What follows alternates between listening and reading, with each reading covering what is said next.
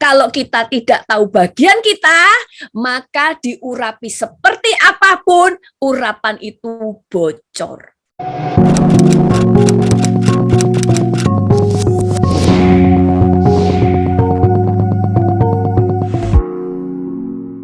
Oke, shalom semuanya, Bapak Ibu yang di Zoom, juga semua saudara yang ada di YouTube.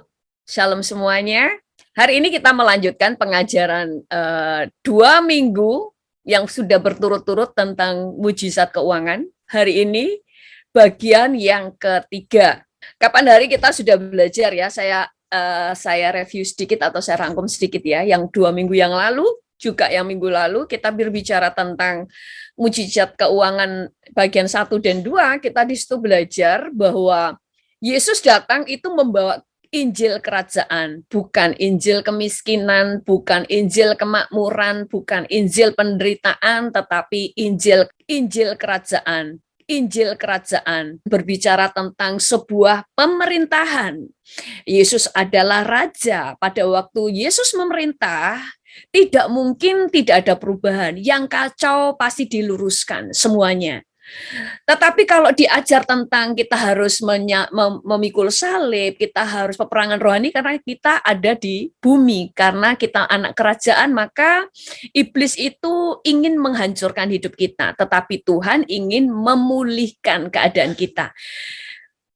Injil kerajaan berbicara tentang keutuhan. Bagaimana kita 2 minggu lalu kita belajar, yang belum mendengarkan harus mendengarkan tentang mujizat keuangan bagian pertama dan bagian yang kedua. Kita di situ belajar apa sih Injil kerajaan. Salah satunya adalah Tuhan memerintahkan kita untuk menyembuhkan orang sakit, melepaskan yang terikat dan sebagainya. Karena apa? Karena Injil kerajaan berbicara membawa perubahan, membawa pembebasan, membawa kemerdekaan.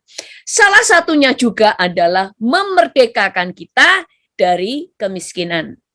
Karena Tuhan mau memberkati kita, karena kita tidak hidup hanya untuk diri sendiri, kita hidup untuk keluarga kita, yang kita harus supply, kita harus berkati, dan kita hidup untuk kerajaan Allah.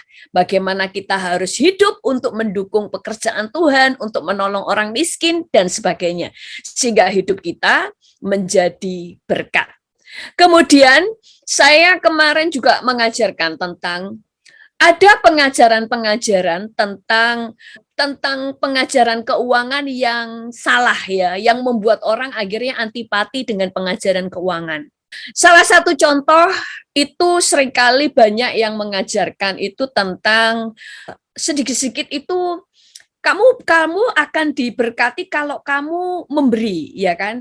Memberi ke gereja, sehingga dulu ada anak yang kepahitan ya dengan sebuah gereja karena dia bilang, aduh saya ini di gereja itu iuran terus untuk hari ibu, hari bapak, ulang tahun gembala, ibu gembala, ulang tahun bapak gembala, belum lagi anniversary Bapak Gembala, kemudian anniversary pelayanan Gembala, kemudian acara ini, acara ini, semuanya iuran. Terus sampai, tapi mereka selalu dikatakan, kamu akan diberkati, dan mereka mengatakan bahwa, aduh, terus iuran hampir setiap minggu itu ada saja iuran. Nah, sebenarnya itu tidak ada yang salah soal kita memberi, pasti kita menuai.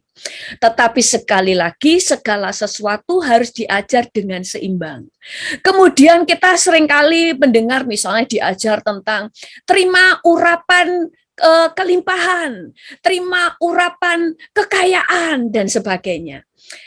Segala sesuatu itu kita harus tahu dasar yang benar. Karena kita kemarin belajar, Yusuf pun untuk diberikan hikmat mengelola kekayaan Mesir, supaya kekayaannya itu tidak akan habis. Bahkan pada waktu harus mengalami masa kelaparan 7 tahun sekalipun, mereka tidak akan mengalami masa 7 tahun kelaparan. Bahkan keluarga Yusuf, yaitu bangsa Israel, itu terpelihara, berkelimpahan mereka. Tetapi untuk Yusuf menerima pengurapan, tetap punya dasar yang benar.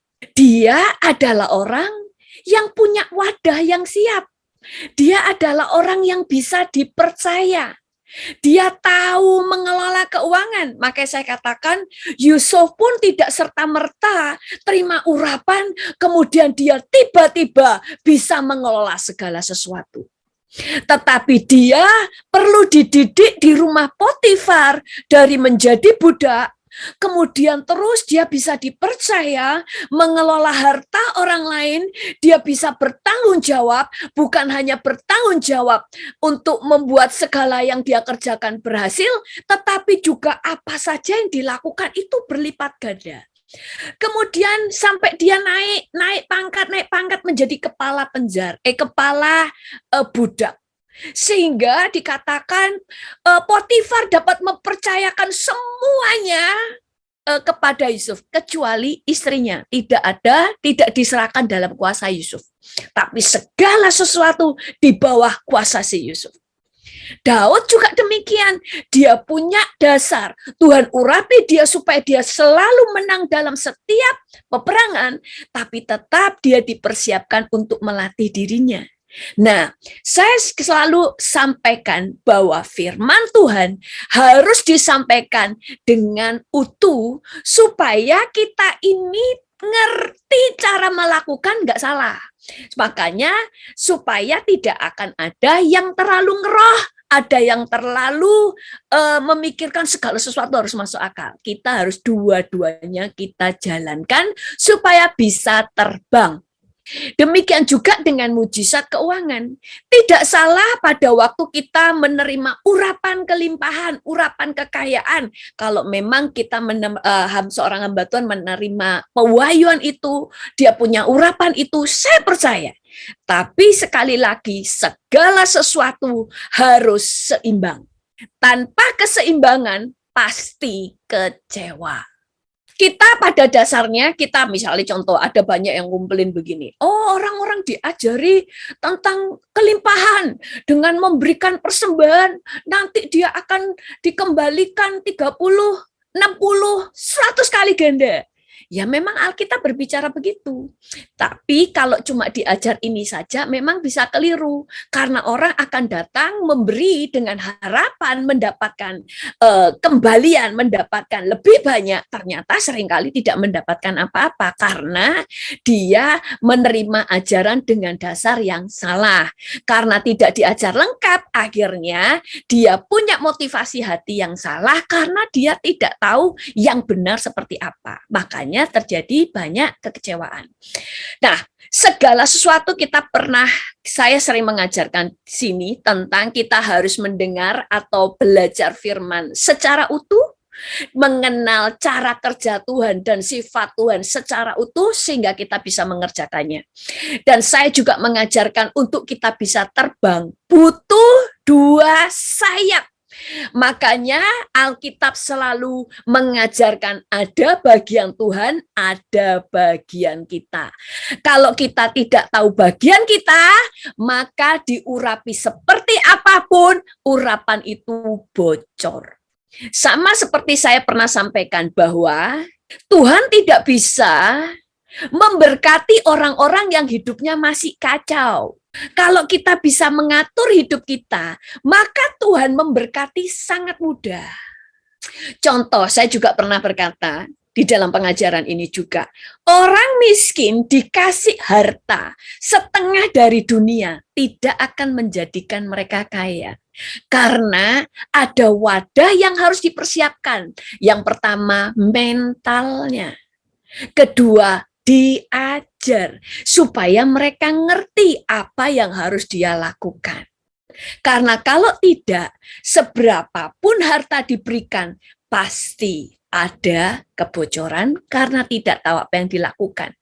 Makanya untuk Tuhan mengurapi seseorang pun, Tuhan harus mempersiapkan dulu wadahnya. Sama dalam kehidupan kita. Contohnya adalah, di dalam kehidupan kita, ya, saya buka dulu ya PowerPoint-nya. Mujizat keuangan bagian ketiga. Di dalam Markus 10 ayat 25 sampai 26 berkata begini.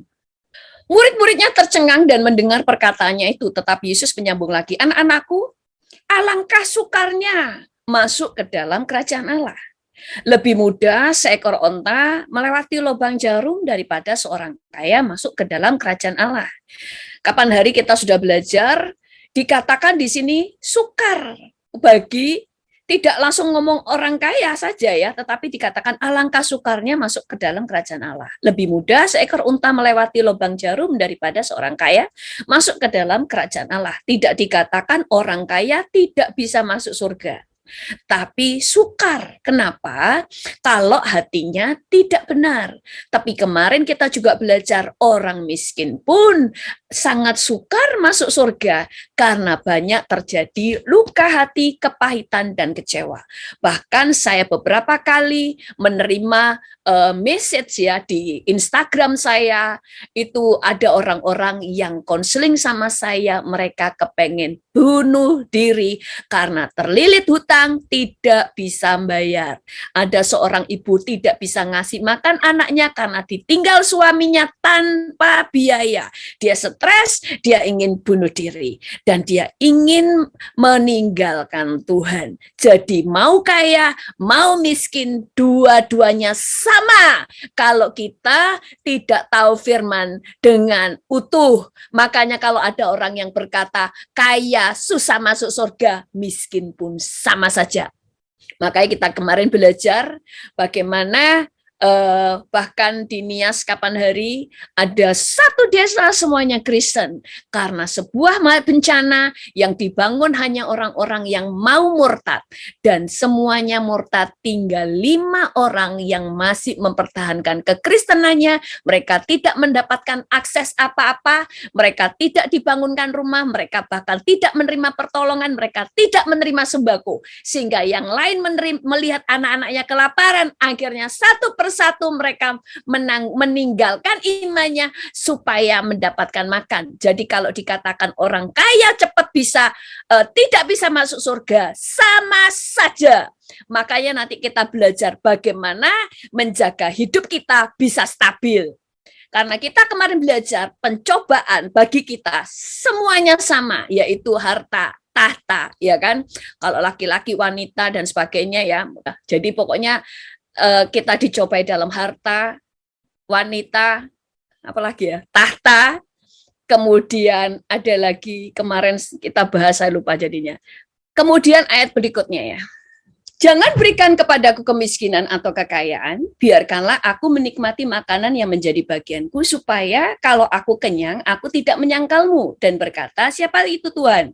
Atau kalau aku miskin, aku mencuri dan mencemarkan namamu. Jadi kaya dan miskin sama saja. Makanya kita mau hidup kita cukup.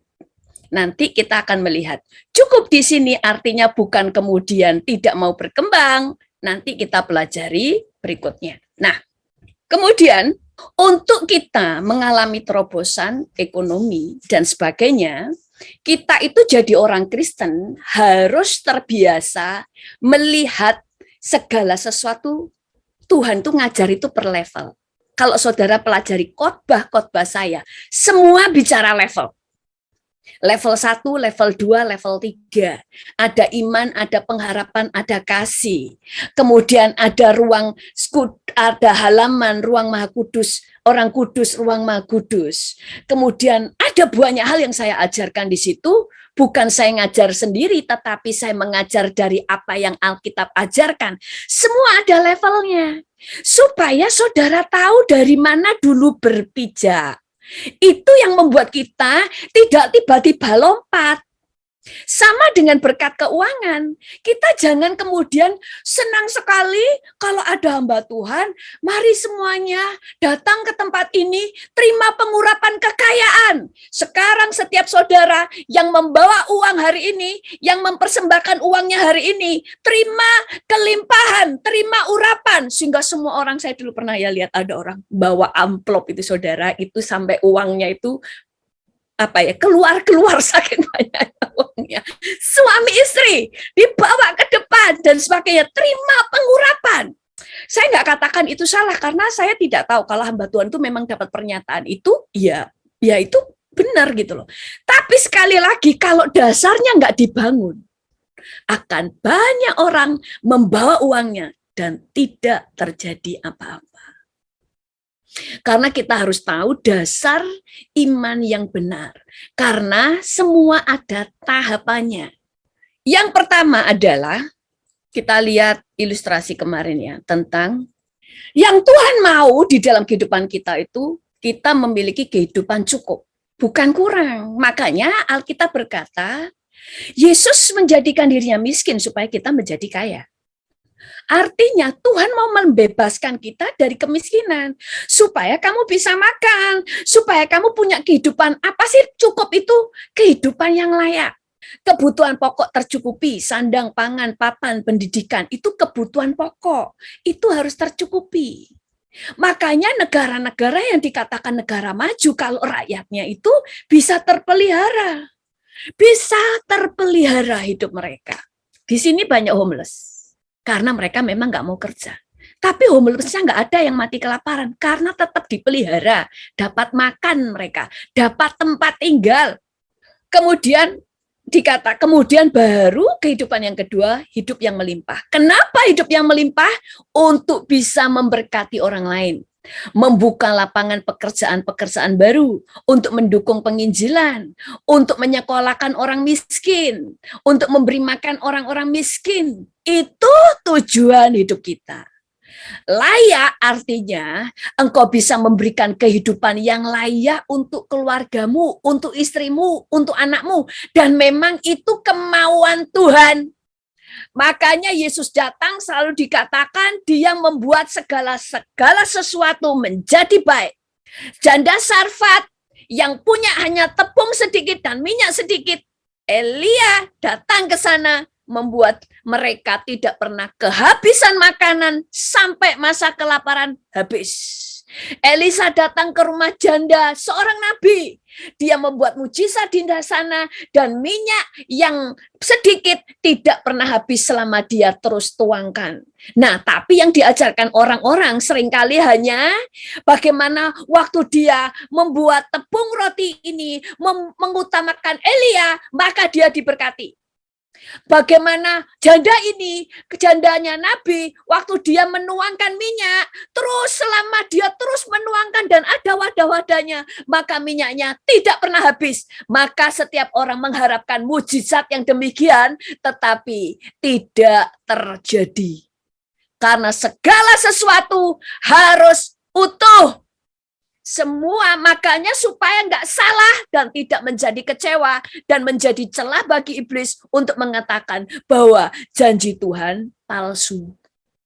Makanya akan dimanfaatkan banyak orang memberi di sini, silakan memberi. Kalau kamu memberi di rem ini, saudara akan mendapatkan berlipat ganda.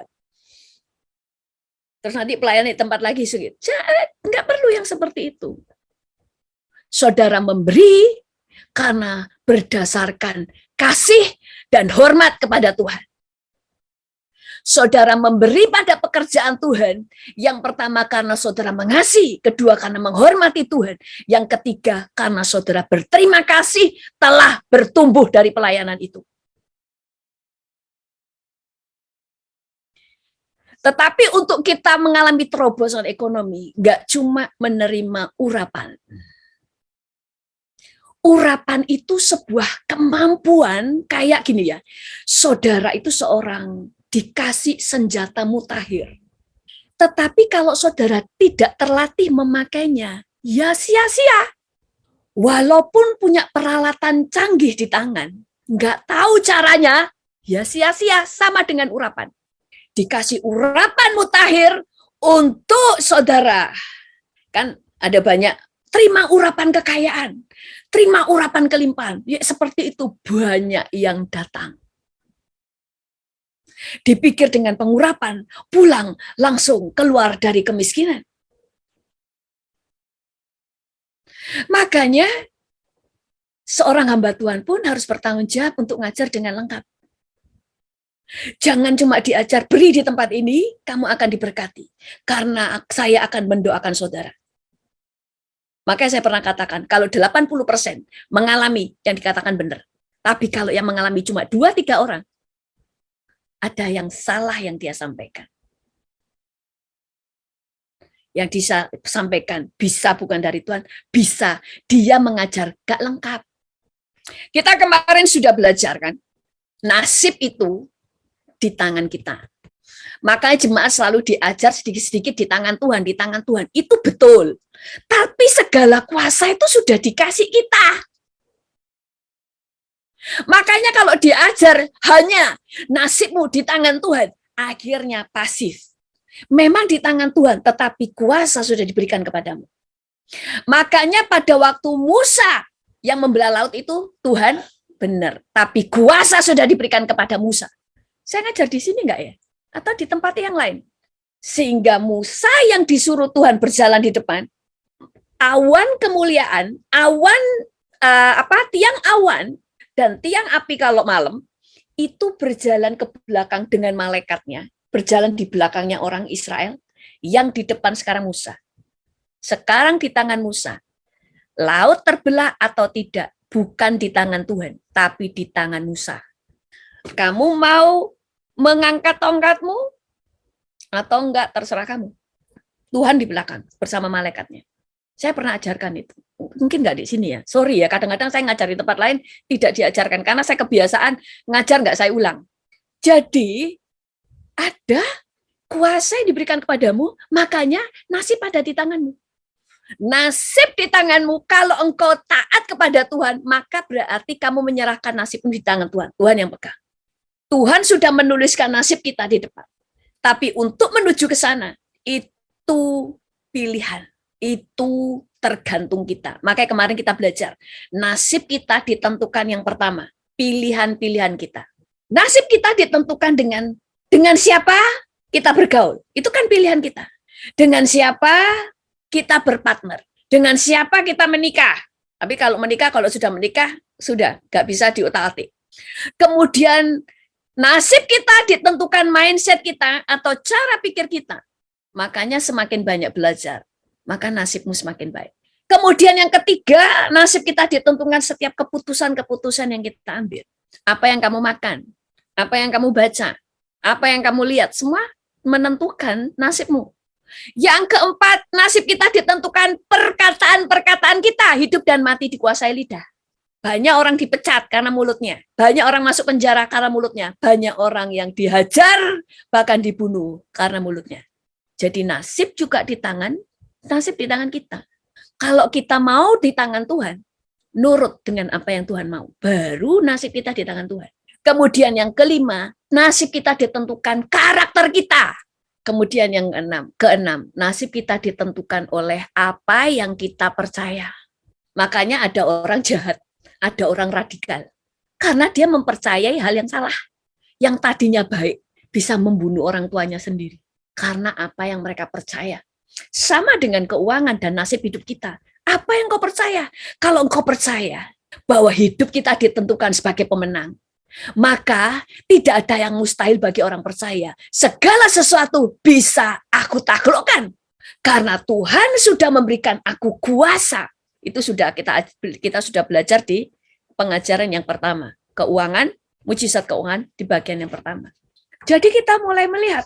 Kalau orang sudah percayanya, oh kita ini nasib sudah ditentukan sama Tuhan. Saya ini nasib saya sudah disediakan Tuhan itu cuma sepiring. Ya nasib saya memang sepiring. Padahal Tuhan tidak pernah membatasi saudara untuk bisa berkembang. Makanya dikasih 2 talenta, 1 talenta, 5 talenta, itu namanya takdir. Takdirnya itu kamu nggak bisa milih. Kamu tak kasih 1, kamu 2, itu 5. Tapi talenta yang tak kasih kembang atau enggak, itu di tanganmu. Itu yang namanya kamu yang bisa menentukan nasibmu. Kamu sudah tak kasih. Kamu percaya apa enggak kamu bisa ngembangin? Atau enggak percaya, tergantung kamu. Kemudian, Alkitab berkata begini juga kan, sebelum kita bicara tentang keluar dari kita menang di dalam keuangan. Nah ini air dulu ya. Tuhan itu enggak mau kita dalam keadaan begini. Miskin kan? Kurang. Miskin ini bisa bicara tentang pengetahuan, kemudian ada banyak hal ya. Tapi kita sekarang karena bicara keuangan, ini keuangan. Tuhan mau keluarkan kita menjadi cukup. Kamu nggak kelaparan, kamu punya pakaian untuk dipakai, kamu sehat, anak-anakmu bisa makan, anak-anakmu bisa sekolah, cukup. Itu namanya juga Alkitab berkata, kita ini menjadi pemimpin. Raja. Raja itu bertanggung jawab atas rakyatnya. Make sure orang yang dibawa kepemimpinanku semuanya makmur. Yesus seperti itu, kita terutama yang pria suami juga seperti itu. Maka tugas dia yang pertama, gak usah mikirin dulu pelayanan ke sana kemari, tapi ciptakan kerajaan Allah, tegakkan kerajaan Allah di rumahmu dengan apa? Menang salah satunya dalam hal keuangan. Bertanggung jawab, menang dalam keuangan. Karena kamu adalah mewakili Yesus di rumahmu. Makanya Alkitab kapan hari kita belajar ya, yang minggu lalu. Tuhan berkata, waktu lihat 5.000 orang, belum termasuk perempuan dan anak-anak. Murid-muridnya berkata, Yesus itu gimana itu? Suruh mereka pulang aja, ini sudah waktunya, mereka lapar. Yesus bilang gini, kamu harus ngasih mereka makan. Karena tugas kamu membawa kerajaan Allah, nggak cuma ngomong, nggak cuma ngajar, berbuat baik, saudara, mikirin surga. No, membawa kerajaan Allah. Injil kerajaan artinya membawa surga turun ke bumi. Tegakkan kerajaan Allah di bumi. Tegakkan itu di rumah tanggamu. Makanya kalau saudara terlilit utang, saudara sampai nggak bisa makan, saudara harus percaya dulu. Tuhan mau memulihkan saudara. Tinggal saudara tahu caranya. Tapi di sini harus percaya dulu. Makanya itu tipuan racunnya setan yang sudah bertahun-tahun bisa menggerogoti orang percaya. Uang itu duniawi. Kemarin ada yang ngomong sama saya. Uang bagi saya itu duniawi. Jadi saya kepingin meninggalkan pekerjaan. Saya cuma berkatakan silakan. Yang penting jangan menjadi beban orang lain. Jangan mental gratisan. Dan jangan menjadi kecewa, tapi mengucap syukur. Konsekuen dengan apa yang kamu katakan. Kalau itu memang imanmu, tunjukkan imanmu itu benar. Nah, kemudian Alkitab makanya berkata begini, untuk mengingatkan aja ya. Nah ini dulu deh. Cukup. Tetapi Tuhan nggak mau kita cuma cukup. Berlimpah. Karena kamu hidup bukan hanya untuk dirimu. Level pertama, kamu harus hidup untuk istrimu atau suamimu, untuk anak-anakmu, kemudian melimpah keluar. Tapi supaya kamu tidak jatuh, kamu tetap hidup satu gelas ini. Cukup. Selebihnya untuk memperluas kerajaan Allah. Gak dihabisin sendiri, itu yang bikin jatuh. Makanya miskin bisa jatuh, kaya bisa jatuh. Cukup. Makanya kalau kamu memang hidupmu cukup, dalam sebulan biasanya 5 juta cukup. Waktu saudara jadi konglomerat sekalipun, tetap hidup dari 5 juta. Cuma bedanya sekarang saudara bisa jalan-jalan ke luar negeri misalnya. Tapi selebihnya untuk membangun kerajaan Allah dengan apa? Membangun perusahaan-perusahaan baru, memberi pekerjaan, membuat lapangan pekerjaan, itu membangun kerajaan Allah karena saudara memakmurkan di mana saudara tinggal. Makanya Alkitab berkata bahwa berdoalah untuk kotamu supaya ada damai sejahtera di situ. Nggak cuma mendoakan, makanya saya sering ngajarin peperangan rohani, nggak cuma ngeroh, nggak cuma tengkeng-tengkeng, tapi ada roh, jiwa, dan tubuh. Ada sesuatu yang kamu harus lakukan. Makanya kita diberkati, tapi kita tetap hidup bisa. Makanya saya katakan, jangan pernah berkata cukup untuk melipat gandakan. Tapi harus bisa berkata cukup untuk kebutuhan diri sendiri. Bisa berkata cukup. Oh, mobil saya 2 cukup. Ya sudah. Tapi bukan berarti saya berkata cukup untuk melipat gandakan segala sesuatu yang Tuhan percayakan. Karena untuk memberkati banyak orang. Tapi bisa berkata cukup untuk diri sendiri. Tapi kalau serakah, semua untuk dirinya sendiri, makanya jatuh. Jadi kayak tadi, gelas dipenuhi. Tapi ini melimpah keluar, kamu tetap hidup dari segelas. Kamu tetap bisa jalan-jalan. Kayak yang kemarin saya sampaikan, orang Yahudi, saya bisa sewa pulau kalau jalan-jalan. Tapi saya nggak perlu beli pulau. Beli pulau kalau memang untuk disewakan, untuk menghasilkan uang. Karena bisa memberikan pekerjaan bagi orang lain. Tapi saya tetap tinggal di apartemen. Ada orang kaya banget, orang Yahudi. Orang Yahudi di sini kaya-kaya, saudara. Dia tinggal di apartemen. Apartemennya juga bagus gitu loh. Tapi nggak sampai kayak gimana gitu ya kan. Nggak punya pesawat pribadi. Kalau di Indonesia kan kaya sedikit punya pesawat pribadi ya kan. Nggak ada di sini. Kalau punya pesawat pribadi itu kalau memang dikomersilkan. Kalau tidak bisa dikomersilkan, lebih baik nggak punya. Lebih baik kalau jalan-jalan mau jet pribadi, dia sewa. Itu prinsip hidup yang benar. Nah, bagaimana di dalam kehidupan kita untuk keluar dan punya perekonomian yang jelas, yang benar.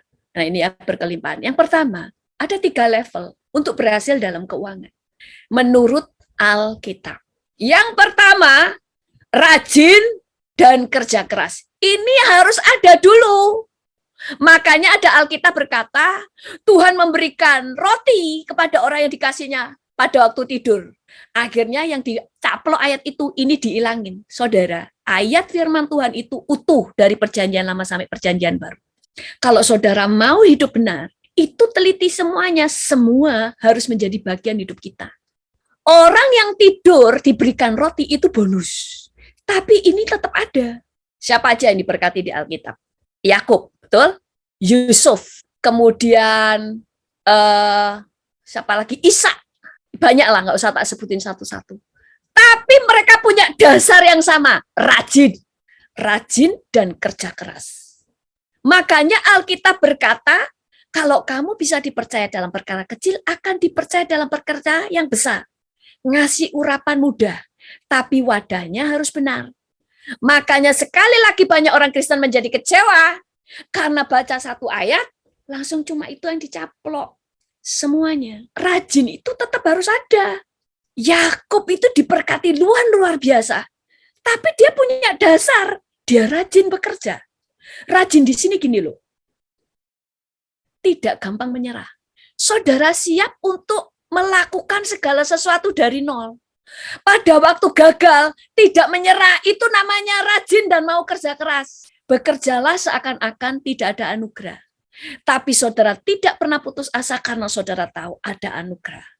Makanya pelayanan juga seperti itu. Banyak orang langsung lihat, oh seorang hamba Tuhan pelayanannya udah, gerejanya udah gede. Loh, awalnya mereka itu juga harus bayar harga, saudara. Nggak cuma air mata, dana semuanya terjun ke situ. Makanya saya dulu sering katakan, loh kalau di Amerika lebih enak kerja, saudara. Pulang langsung dapat duit, nilainya gede. Karena di sini tenaga sangat dihargai. Tapi harus membayar harganya. Tinggalkan itu, mulai membangun sebuah pelayanan, ada harga yang harus dibayar. Ya dana, ya waktu, ya pikiran, ya doa, semuanya diserahkan. Dasarnya dibangun dulu, rajin. Makanya banyak orang, oh di sana ada terima pengurapan, semuanya datang. Terus mereka lihat, kok yang kaya makin kaya ya? Yang pengusaha yang diberkati, yang pengusaha yang kesaksian. Orang itu tadinya jual rumah katanya, jual beli properti, biasanya cuma laku 2, sekarang 10. Setelah menerima pengurapan, karena ada wadahnya, saudara. Wadahnya sudah benar rajin. Cuma tadinya banyak penghalang, tapi kerajinannya. Saya punya kakak ya, dasarnya memang rajin. Orangnya rajin.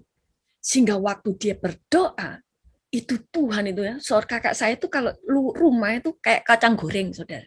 Sampai semua orang heran. Kenapa kakak saya itu rumah-rumah yang sulit dijual, dipegang kakak saya laku. Sudah ada dasarnya. Sehingga pada waktu dia peperangan rohani, dia berdoa peperangan di dalam rumahnya, ya kan? Memulai dengan Tuhan.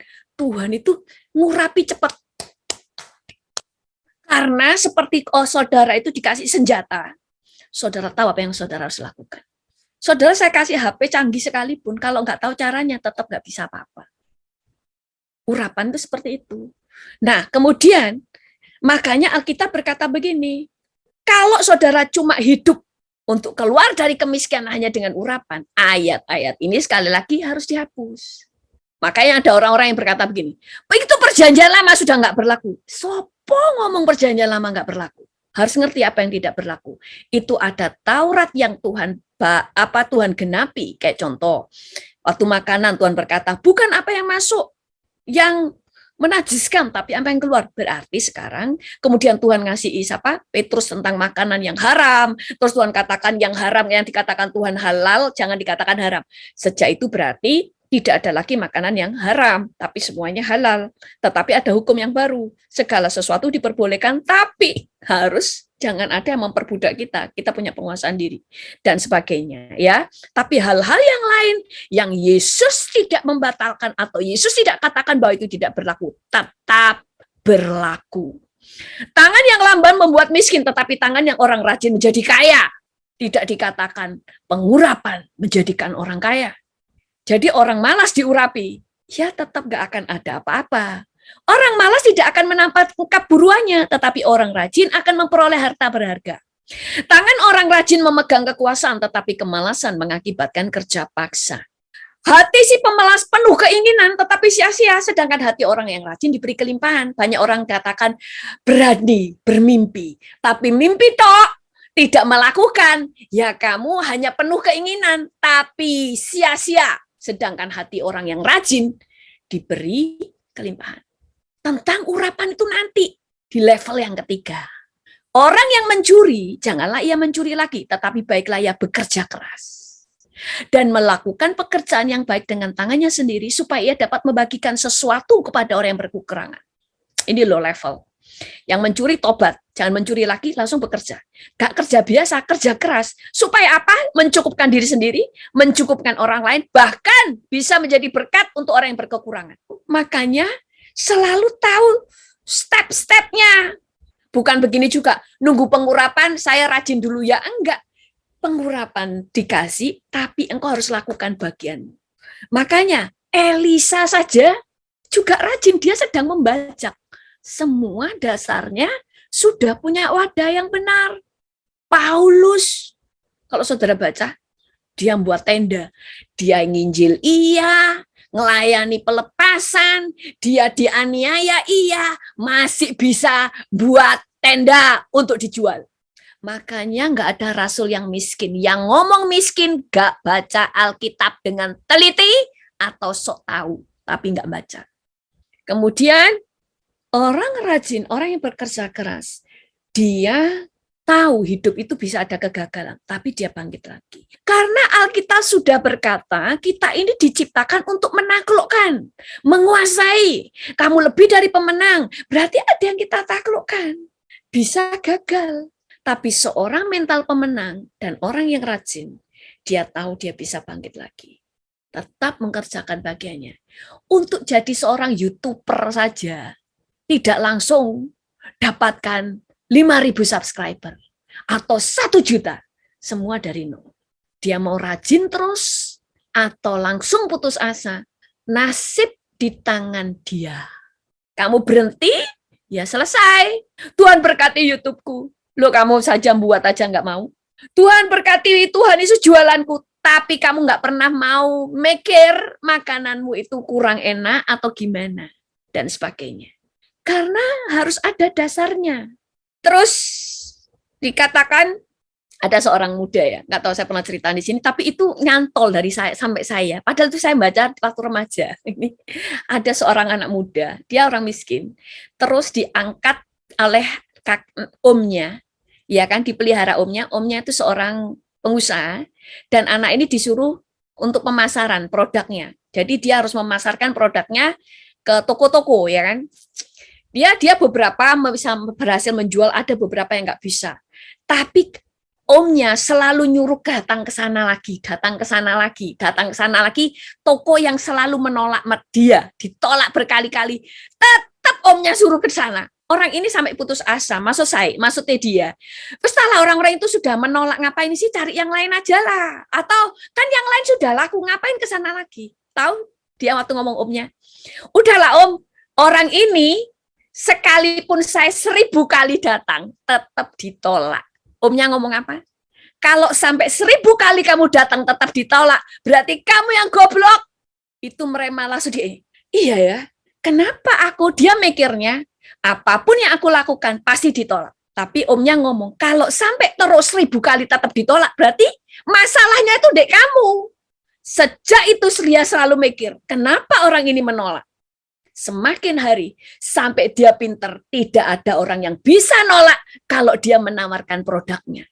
Karena yang dia selalu pertanyakan, kenapa orang itu nolak? Apa yang salah? Apa yang kurang? Bukan gini, orang itu nolak ya sudah, enggak. Omnya mengubah dia. Saya waktu dengar itu saya juga kaget, pikiran saya juga gini, omnya ini ya gitu ya keras ya, orang omnya kok nggak ngerti lah, orang ditolak terus sudah berkali-kali ditolak. Saya juga sama dengan orang itu waktu baca. Tapi omnya ngomong, terus ya sampai 1000 kali pun kalau saya ke sana tetap ditolak. Omnya ngomong kalau sampai 1000 kali tetap ditolak berarti yang goblok kamu. Rajin. Makanya Tuhan itu gambarkan kita prajurit. Prajurit itu selalu penasaran, kenapa kok bisa gagal? Karena aku harus menang. Makanya dimanapun saudara bisa hidup. Miskin itu bukan takdir. Saudara, takdir itu saudara bisa lahir miskin. Tapi untuk terus miskin dan tidak, itu bukan takdir, itu pilihan. Apalagi saudara kita sudah tahu di pengajaran yang pertama. Tuhan berkata, aku memberi kamu kekuatan untuk memperoleh kekayaan. Yang ngomong kekayaan itu duniawi, gak baca ayat ini. Makanya baca itu harus semuanya dari Kejadian sampai Wahyu. Supaya kita nggak punya pengajaran di luar Alkitab. Ayatnya ada, tapi bukan itu yang dimaksud Tuhan karena harus utuh.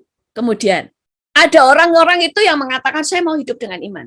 Orang yang dasarnya males, lalu ngomong dia mau hidup dengan iman, tidak mau bekerja, dia mau hidup dengan iman.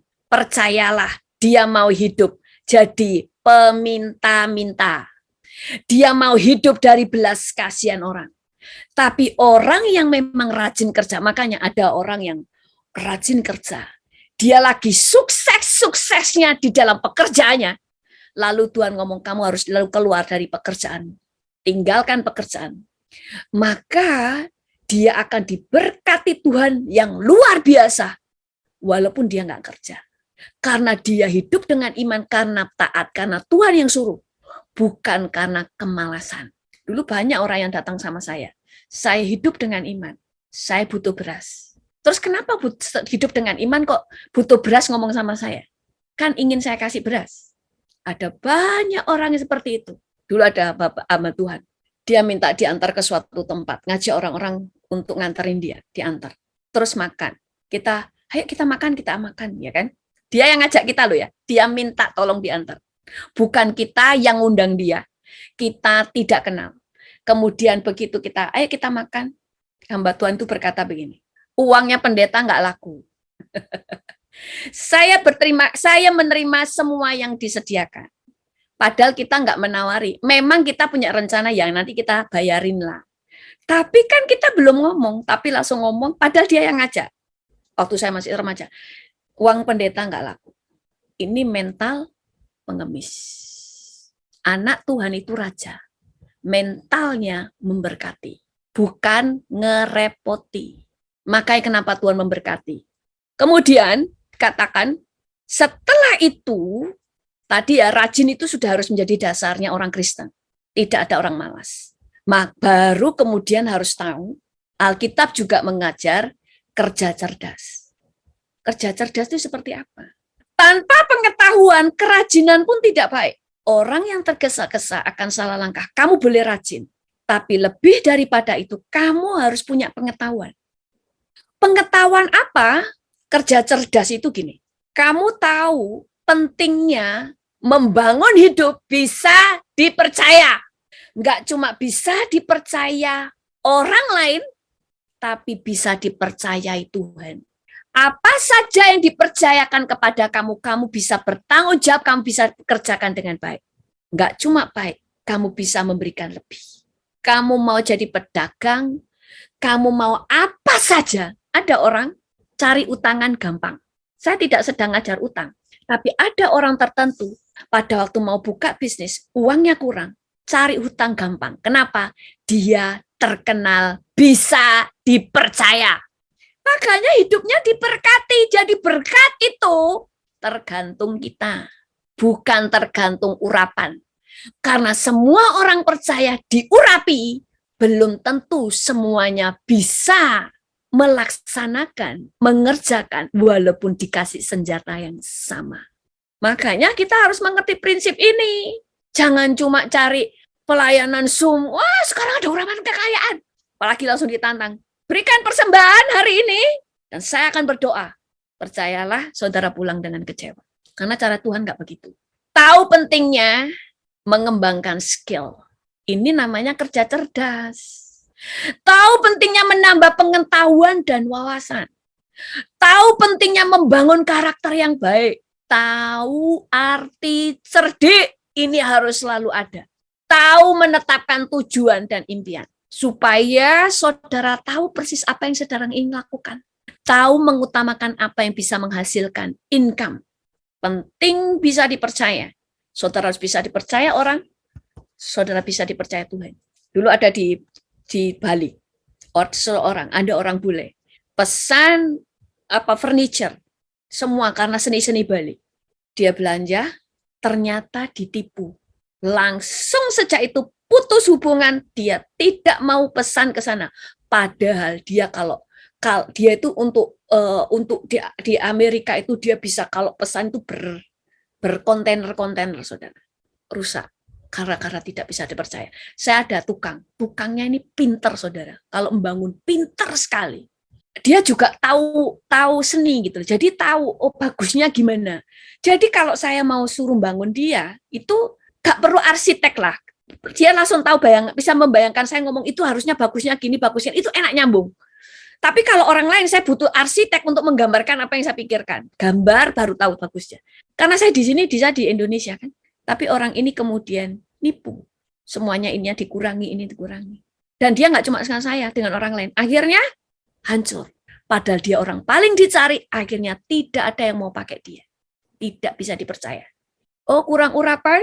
Oh, ini nasib? Oh, ini takdir? No. Nasibmu ada di tangan. Makanya saudara bisa ditempeleng orang atau tidak. Seringkali bukan karena setan, karena nggak bisa menjaga mulutmu. Nah, kemudian rajin.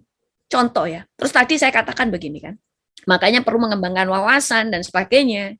Urapan itu membuat saudara nanti mampu melakukan hal yang di luar itu. Nah, nanti yang tentang level ketiga minggu depan, nggak nututi waktunya. Mengutamakan apa yang menghasilkan income. Saya memberikan contoh beberapa. Ada seorang ibu ya, dia tahu apa yang menghasilkan income. Ada seseorang yang dia butuhkan memang kendaraan, mobil. Kalau kita kan diajar yang penting rumah, belum tentu. Dia sewa rumah kecil, sewa rumah yang nggak bagus supaya murah. Jadi dia sewa rumah yang murah. Dia belum punya banyak duit, saudara. Tapi dia waktu itu jualan ini multi level, saudara, multi level. Terus dia dari situ dia kerja keras, saudara, multi level, segala multi level, karena dia bukan orang dari punya modal. Multi level semuanya itu wes dikuasai dari tas, dari parfum, dari make up, semuanya itu ada. Sampai dia kumpulin, dia makan ngirit dengan keluarganya. Sampai kumpulin supaya bisa beli mobil bekas, tapi yang bodinya bagus. Karena itu yang dibutuhkan dia untuk menambah income. Makanya kalau nggak ada dana, utamakan dana itu untuk yang menghasilkan income. Lalu orang ini kenapa dia ngomong kenapa saya butuh mobil? Karena saya butuh masuk ke perkantoran-perkantoran.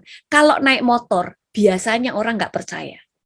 Tapi begitu saya naik mobil, itu secara psikologi mereka percaya bahwa dagangan saya ini adalah dagangan yang bagus. Buktinya saya berhasil. Sehingga dia bisa masuk kantor per kantor. Sampai usahanya ngembang, akhirnya nggak cuma multi level, dia jualan hal-hal yang lain sampai punya toko. Baru yang terakhir, punya rumah yang dia utamakan, yang bisa menghasilkan income dulu. Ada seorang ibu, nggak punya duit, nggak bisa nyekolahkan anaknya, tapi ini cerdas. Nggak bisa nyekolahkan anaknya masih kecil-kecil, kursuskan bahasa Inggris dan Mandarin. Sudah nggak usah sekolah, Mandarin dan bahasa Inggris. Setelah itu dibawa ke Amerika, ibunya nggak bisa bahasa Inggris. Anaknya di sini sekolah gratis. Baru anaknya kemudian berhasil, baru ibunya belajar bahasa Inggris. Dia sukses di Amerika, dari nggak punya modal. Dia tahu nggak bisa sekolahkan, pengharapan dia kemana? Bahasa Inggris dan Mandarin. Jadi dia kalau kurang bisa bahasa Inggris, Mandarinnya paling nggak jalan. Cerdas. Dia nggak perlu terlalu banyak hal yang dia kerjakan. Dia fokus, dia tahu apa yang dia butuhkan. Kemudian kita lihat Yusuf kenapa terus naik, dia bisa dipercaya, dia bertanggung jawab.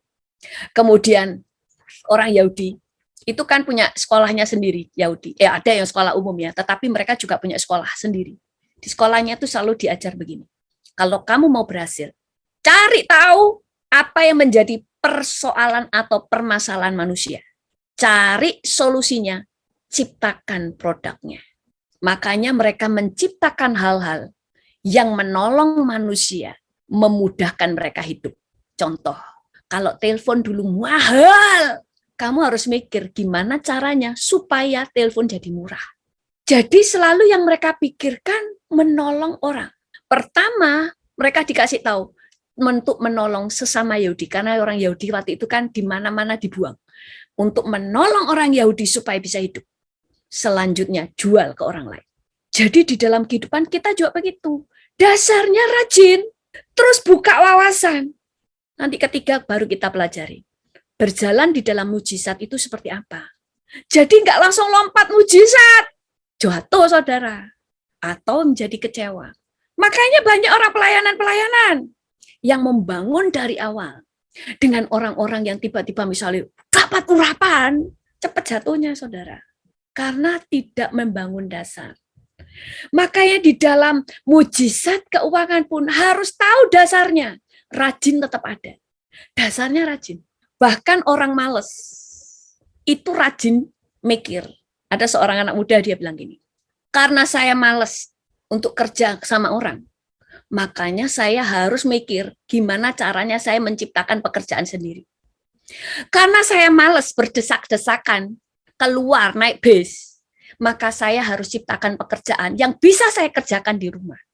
Karena saya males untuk kemudian diperintah-perintah orang, saya harus tahu bagaimana caranya bekerja sendiri dan saya mempunyai pegawai. Tapi dia rajin dalam apa? Mengembangkan mikir apa yang harus aku kerjakan. Jadi di dalam kehidupan kita juga seperti itu. Makanya banyak cuma diajar keuangan itu salah. Makanya banyak orang yang antipati. Sedikit-sedikit suruh memberi. Memberi tok kemudian diberkati. Enggak, saudara. Memang apa yang saudara tabur akan saudara tuai. Tapi itu lama. Tapi ada yang harus saudara bangun. Di dalam kehidupan saudara. Sebentar ya, saya cek ya. Sudah selesai apa belum? Karena waktunya sudah mau habis. Yang level ketiga, minggu ke depan. Nah, kemudian ada orang ya, di Indonesia ya. Seorang ibu, saudara. Dia nggak punya apa-apa. Tapi dia punya modal. Pintar ngomong. Tahu nggak? Termasuk homestay saya. Saya memang bangun homestay untuk disewakan, untuk nanti kalau teman-teman nginep dan sebagainya. Tapi saya punya rumah sendiri, nggak perlu besar. Nggak semuanya saya harus, saya tuh orangnya bukan tipe orang yang merawat. Kelamaan saya ini pelayanan aja, banyak habis waktu. Kan kemudian ada seorang ibu, itu nawarkan supaya dia yang akan nawarkan untuk persewaan. Tahu? 100 rumah dia pegang. Itu karena dia sudah dari mulut-mulut. Dia itu semuanya cepat. Jadi semua orang itu, waduh cepat saudara. Kemarin tuh hari raya, setiap hari 100 rumah ini selalu penuh. Bayangin kalau setiap rumah dia itu gak modal persen. Jadi misalnya dari orang itu misalnya rumahnya disewakan 2 juta per malam, dia naikkan sendiri. Dia naikkan mau 500 atau gimana. Misalnya dia naikkan cuma 300 saja. Dalam satu hari sudah 30 juta. Selama hari raya dia bisa 600 juta. Padahal yang punya rumah belum tentu segitu. Dia nggak punya rumah, saudara. Kenapa? Kerja, dia rajin, dia juga cerdas. Urapan membuat Tuhan membuka peluang. Peluang. Tapi nggak rajin, saudara tetap nggak bisa masuk kepada pintu yang sudah dibuka. Ada seseorang lagi, teman, dia nggak punya modal, nggak punya apa-apa. Dia cuma punya HP. Dia jual online, ada toko di depannya. Dia rumahnya di balap, saudara, di gang. Makanya bagi dia nggak punya apa-apa, nggak apa-apa. Yang penting punya HP. Karena yang bisa menghasilkan uang adalah HP. Dia ke toko sebelah, punya toko ya. Ada orang punya toko. Difoto tuh barang-barangnya. Dimasukkan ke Tokopedia. Orang pesen, langsung diambilkan di situ. Dia cuma dia ngambil untung dari jasa dia kan. Untuk ngambilkan barang, ngirim. Dia nggak punya apa-apa. Nggak punya toko. Nggak punya barang. Cuma punya HP. Semua orang bisa keluar dari kemiskinan. Yang penting tahu dasarnya dulu. Rajin, kedua, cerdas, selalu cari peluang. Apa yang bisa saya lakukan? Banyak pekerjaan yang zaman ini gak perlu modal. Kayak tadi tuh, yang seorang ibu, saya taunya dari dia, dari pembantunya saudara yang tahu. Dia sampai butuh 4 pembantu. Karena begitu 100 ini ya kan, hari ini ada yang keluar, ada yang nginep 3 hari, ada yang 5 hari ya kan, ini ke sana, bersihin ini ke sana, 5 atau 6 pembantu. Ke sana, ke sana, ke sana. Saudara, tanpa modal dia cuma mulut. Dia cuma masukin misalnya rumah saya, rumahnya orang-orang itu dimasukin ke mana? Ke Traveloka. Bukan rumah dia, dimasukin semua ke Traveloka. Dapat ini terus juga dari teman-temannya, dia dapat setiap hari. Ada seorang TKW sambil menjaga anak, masak, dibuat vlog. Penontonnya berapa? Subscribernya 3 juta. Dia mendapatkan banyak uang dari pembantu, dia nggak keluar dari jadi pembantu, karena di situ menghasilkan duit. Dia nggak akan keluar. Sebelum benar-benar dia yakin semuanya mapan, dia nggak keluar karena menghasilkan uangnya justru di situ. Karena dia ngevlog tentang kehidupan dia sebagai TKW dan sebagainya. Cerdas. Makanya orang Kristen cuma mengandalkan urapan. Saudara ya hilang, karena urapan itu seperti senjata. Saudara nggak bisa pakainya, percuma. Saya punya komputer ini, tapi saya nggak tahu cara mengoperasikannya. Saya tetap nggak bisa ikut Zoom. Saya tidak bisa ngajar di Zoom. Saya tidak bisa bagaimana menguploadnya itu di YouTube kalau saya nggak tahu caranya. Saya itu gaptek, tapi saya harus diajarin. Yang khusus saya mau kejar. Saya butuh ngajar di Zoom. Ya sudah, itu yang saya pelajari. Nggak usah pelajarin yang lain. Kemudian banyak orang mengatakan upload di YouTube. Saya cuma belajar bagaimana cara upload di YouTube dan cara ngeditnya. Sudah, saya tidak pelajari yang lain. Yang saya pelajari khusus apa yang akan saya, seperti apa yang saya mau tuju. Tujuan saya khotbah di media. Ya sudah, itu aja yang saya persiapkan dalam hidup saya. Makanya Bapak Ibu semua juga seperti itu. Ada banyak hal keluar dari kemiskinan. Saudara menghasilkan uang tanpa modal. Itu banyak sekali dari saudara. Nanti minggu depan kita akan belajar lagi juga bagaimana sih yang dikatakan berjalan di dalam mujizat.